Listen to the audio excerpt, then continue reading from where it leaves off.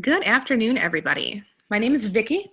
I am our in-house Microsoft trainer. Today we're going to do an in-depth comparison on Office 365 versus G Suite.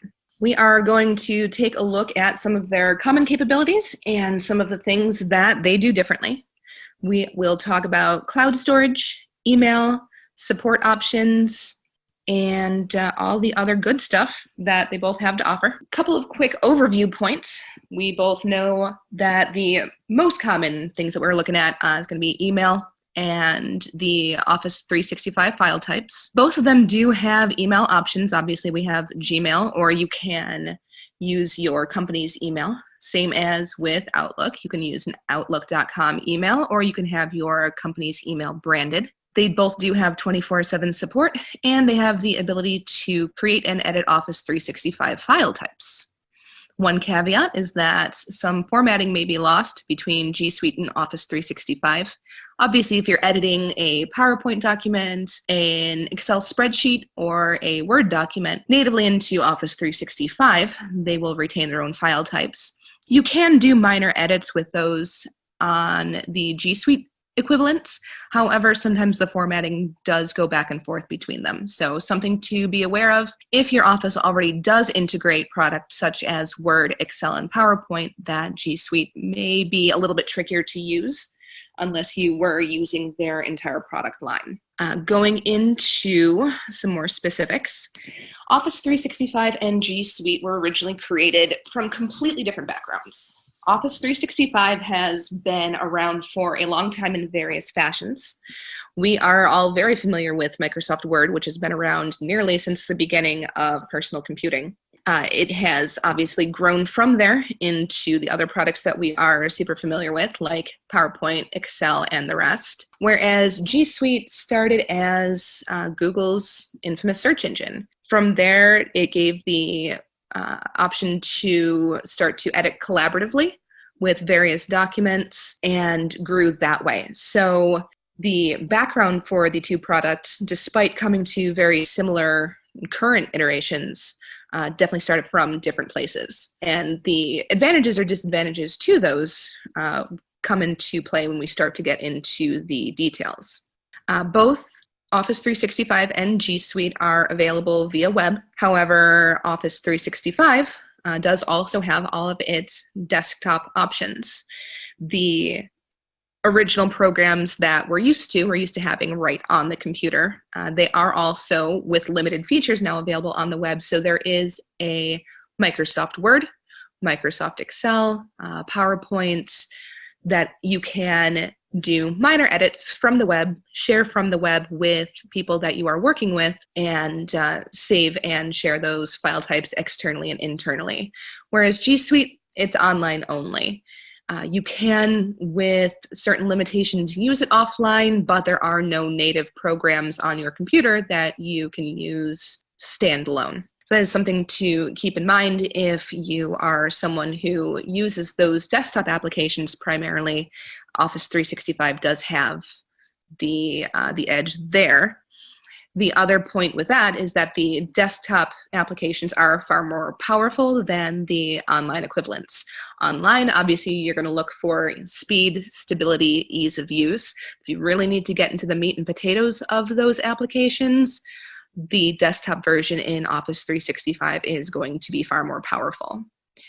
The Office 365 suite is available on Windows, Mac OS, and all mobile platforms, including Windows Phone. I know Windows Phone is kind of on its way out. However, a lot of enterprise companies do still use Windows Phone enterprise-wide. So if you have that integration, keep in mind that Office 365 is available on Windows Phone, whereas G Suite is not. You can use it via web, but it is not natively built in. So something else to consider there.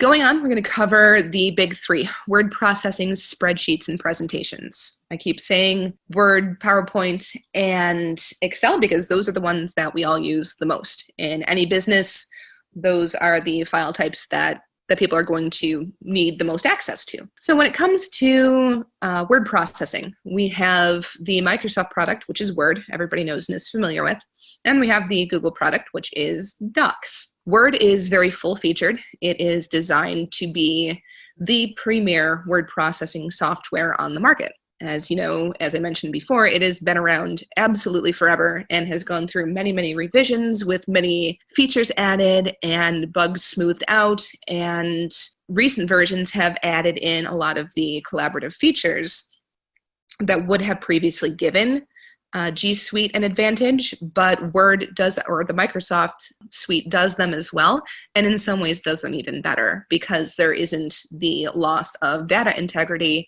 when everything is native to the Microsoft product. So Google Docs does have a lovely word processing option. It is very minimalist and it is designed to be very collaborative. So you can share the documents with anybody else in your team, make quick edits, and be able to have a fairly seamless experience that way.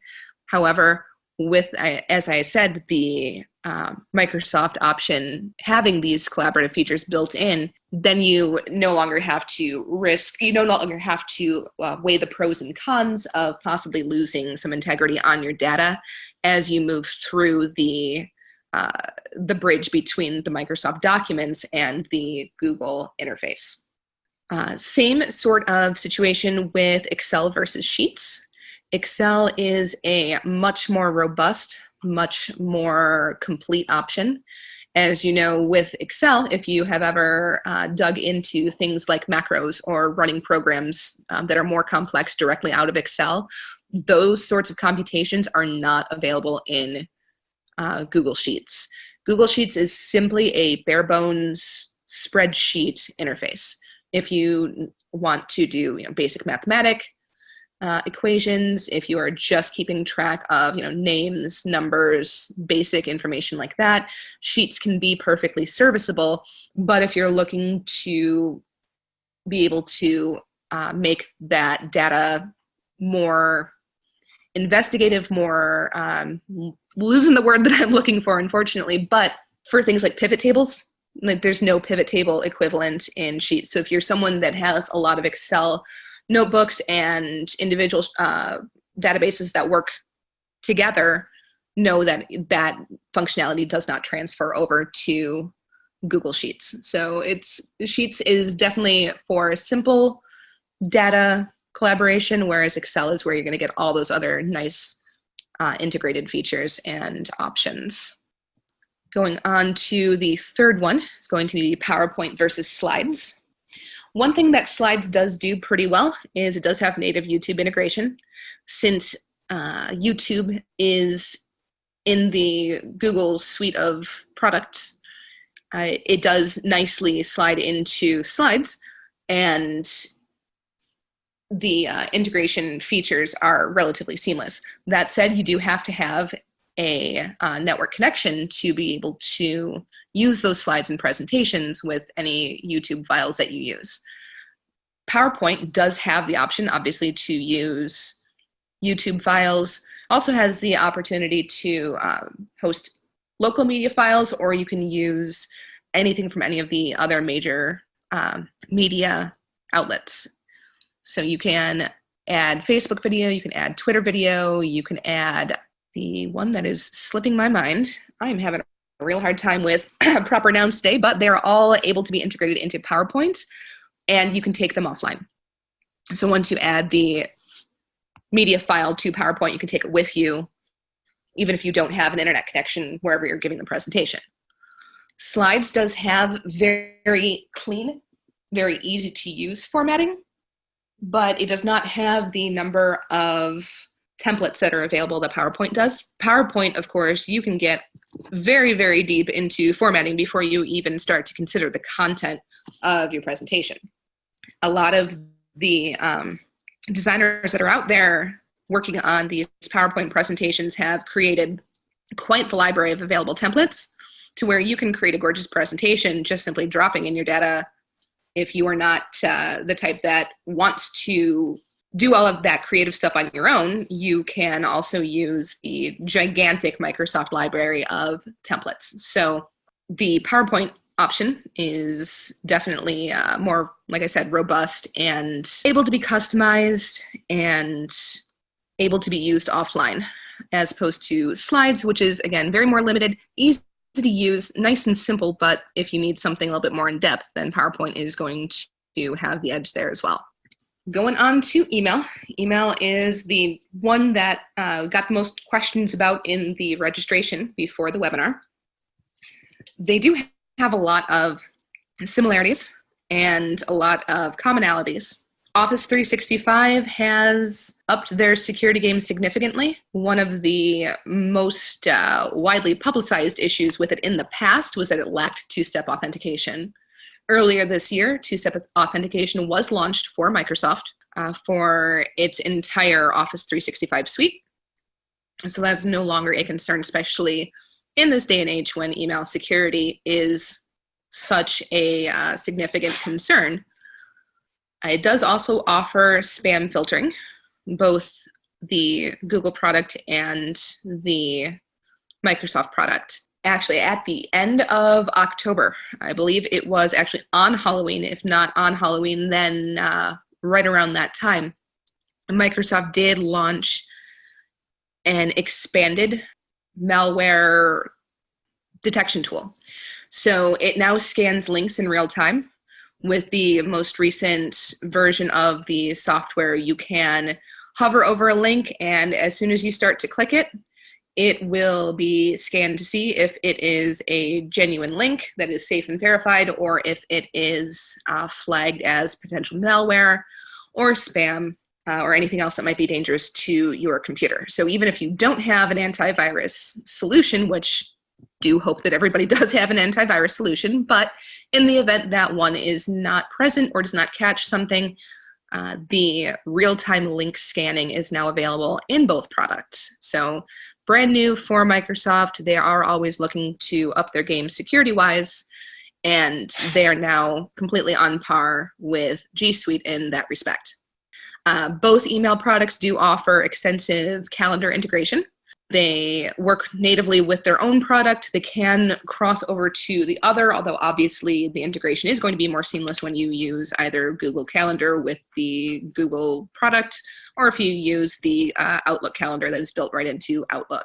You can cross them. It's easier to stick with one or the other. And of course, the calendars for Microsoft Outlook also have a lot of options as far as resource management and tying in different types of web or remote meeting options. I'll get into Skype for Business in a moment, but Skype for Business is by default integrated. However, you can also integrate if you use GoToMeeting or if you use Zoom or one of the others. You do have that option to add a plugin so you can manage resources that way, schedule meetings right in the Outlook calendar. They do both have a wide variety of customizable themes. If you're the kind of person who likes to make sure that your inbox looks exactly how you like it, they both have the option to change color, change format, change fonts. However, one thing that the Google product is limited on is that you cannot change the number of panes in the window. So if you like a more simplistic view, you're stuck with a 3-pane option, whereas in Outlook, if you need to kind of reduce the visual clutter on your page, you are able to close some of the sidebars and change it to just a 2-pane or a 1-pane window, whatever works best for you. Both do have the option to put legal holds on inboxes. If you have an employee that had access to sensitive data that is no longer with the company, they do both have the option. Something that's always been available with the Microsoft product was recently rolled into the Google product as well. So that is an extra layer of internal security where you can lock down those inboxes if you find yourself in the need to do that. Taking a closer look into the differences, Outlook has the desktop software that we all know and love, has been around for many, many generations and gets better with everyone. It is bundled right into the Office 365 product suite at the enterprise pricing level. So there is a business option where you have only the web version of Office 365. For the most part, I am talking about the full product suite. The third-party options are the only ones that are available for Gmail. So you can use Gmail in Outlook if you happen to have the product, but you are using a Gmail-based email service. However, there is nothing native. Again, everything with the Google product suite is online only. Outlook has their intuitive folder organization system, much like it mirrors Windows, the folders that you're used to seeing on your personal computer. You see the same thing in Outlook. You can organize your email into folders. You can have them route in certain ways. You can set rules and quick steps to organize your email options. That is a whole webinar in and of itself. The amount of customization that can go into that, it is extremely robust, extremely thorough, and excellent for maximizing your productivity. Gmail does have its default smart sorting categories. When you first open a Gmail account, it's going to have a number of tabs. As your email starts to filter in, it will assign priority levels to the different types of email that you receive. So it's going to start that sorting right out of the box, as opposed to with Outlook, you have to go in and customize it. That said, you are limited to their default smart sorting categories. There is no option to change those. You can eliminate certain ones, but there is no customization there. You can add tags and folders to search that way. However, it is not quite as robust and thorough as Outlook is, and there is no equivalent for rules and quick steps. Rules and quick steps are really, really nice because anything that you do repeatedly, you can set to automate. With a click of a button, you can send a certain type of reply. You can forward an email. You can set a rule to just automatically forward certain emails, route them to different folders. Unfortunately, those sorts of features are not available in the Google product. The Google product, you can only do offline browsing, so you can only access your email offline through Chrome and Safari. Those are the only two browsers that allow it. You can set that up in the individual settings for those browsers when you install the Gmail extension. It is a little bit clunky, and you have to make sure that you have everything downloaded beforehand, and they only go back a month. So you are limited to only a month in the past if you are doing offline work in your Gmail account.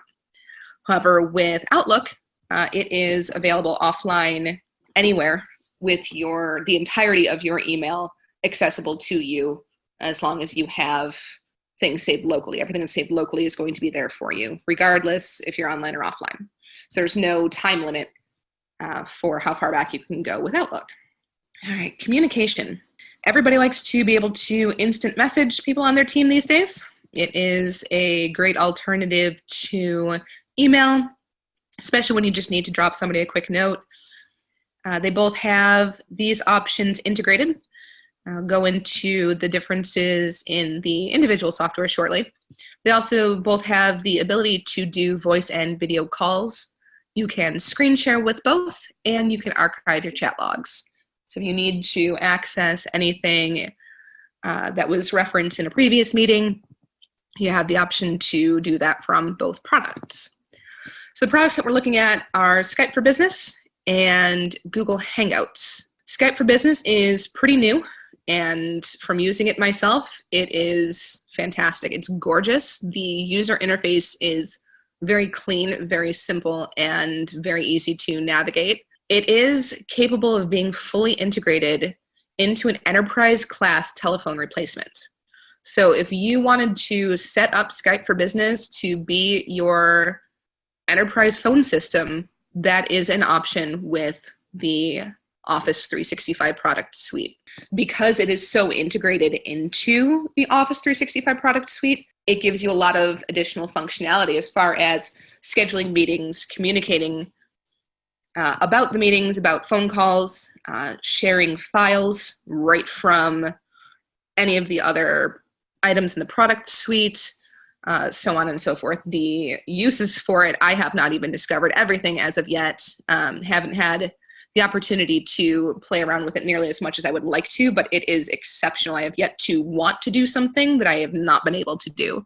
If I'm in the middle of a Skype for Business meeting call and I need to send someone an Excel file, I don't even need to find it on my hard drive. It is intuitively available for me if it is topically related to the meeting. So it's very, very robust and integrated option. The nice thing about Skype for Business as well is that it has max participants of 250. As opposed to the Google Hangout options, you are limited to 25. So if you have a bigger business or if you wanted to do a webinar like this, you are definitely going to need something that has a higher number of people allowed in the room. Google Hangouts is nice because you can sync conversations across devices, especially since so many people use Android phones, that it is nice to be able to just have it already on the phone without having to install any additional software. It's built into those G Suite apps, but like I said, you are kind of limited in what you can and can't do as far as how many people are getting in there, and you don't have as much of those communication integrations. It's very much a standalone product in that it does not intuitively guess what other files you may want to reference in your individual meeting. Whereas Skype for Business seems to know what you're talking about before you even start talking about it, which is really, really neat. Going forward into file storage and syncing, both of them do have cloud and local machine options. You can sync between them. You can use just the cloud. You can use just local options. If you want to edit collaboratively, obviously you would want to lean more towards the cloud. If you are someone who does not need to share your documents as much, you can save everything to your local computer.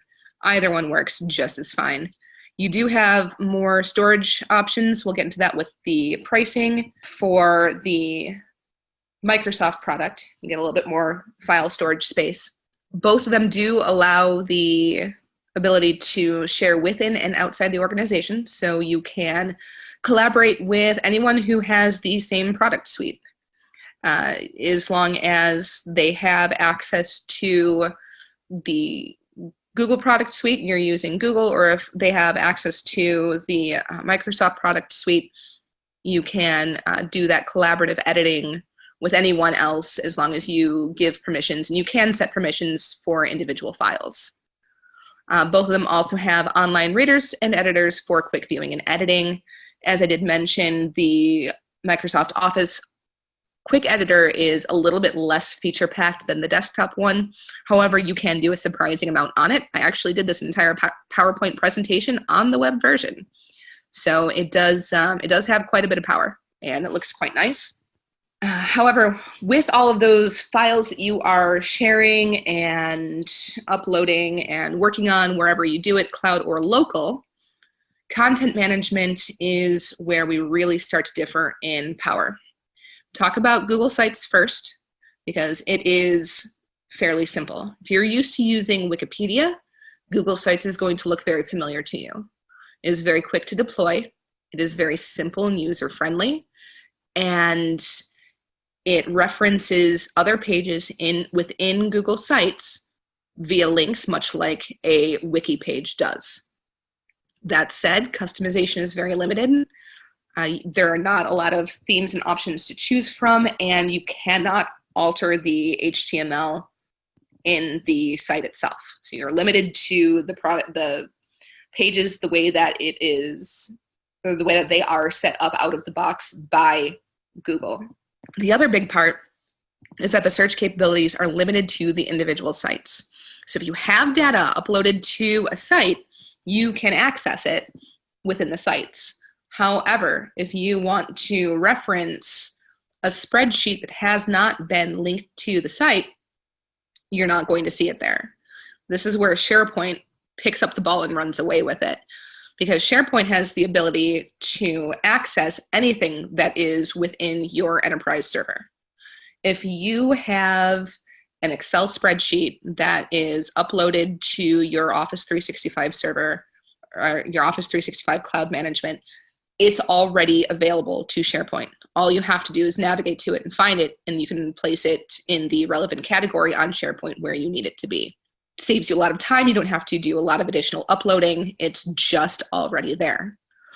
Also gives you the option to check in and check out to prevent simultaneous changes. So if you and a partner are working on something, especially let's say it's something that is like an Excel spreadsheet that has some macros built in, where if you alter one point of it, it changes the functionality of the entire sheet. It's very important to have that check in, check out, so that you're not writing over what the other person is doing and breaking the functionality of the document that you're working on. It also does include metadata tagging. So very similar to how sites functions, how a wiki type page functions, SharePoint does also use links to reference pages within itself. It just has that additional option to also reference files that are elsewhere in the enterprise. It does also keep track of version histories and related documents. So if you make a change to a document within SharePoint or a page within SharePoint, and you wanted to know what changed, say that you're looking at something and you need to know what the difference is from the way that a certain workflow used to be, you can look back in the history and go, oh, this is how the workflow was before, this is the change that's made now.